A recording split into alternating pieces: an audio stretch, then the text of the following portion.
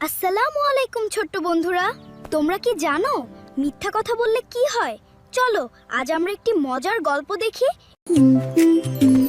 দিনী kid stories এর সাথে ইসলামের পথে।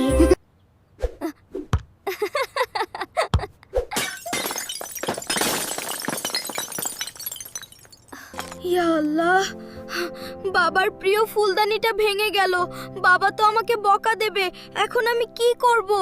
বাবা, আমি ভাঙিনি, আমাদের দুষ্টু বিড়াল ছানাটা লাফ দিয়ে টেবিল থেকে ওটা ফেলে দিয়েছে। ভাইয়া, তুমি কি বাবার কাছে বিড়াল ছানার নামে মিথ্যা বললে?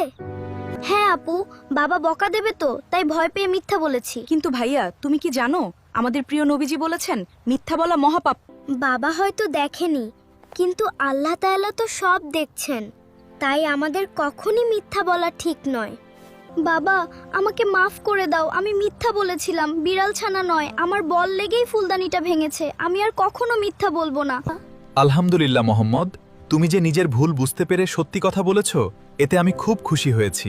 মনে রাখবে বাবা, ভালো শিশুরা কখনো মিথ্যা বলে না। আল্লাহ সত্যবাদীদের খুব ভালোবাসেন। ইনশাআল্লাহ বাবা, আজ থেকে আমি সব সময় সত্যি কথা বলবো। ছোট্ট বন্ধুরা, বিপদে পড়লেও কখনো মিথ্যা বলা উচিত নয়, কারণ আল্লাহ সব সময় সত্যবাদীদের পছন্দ করেন।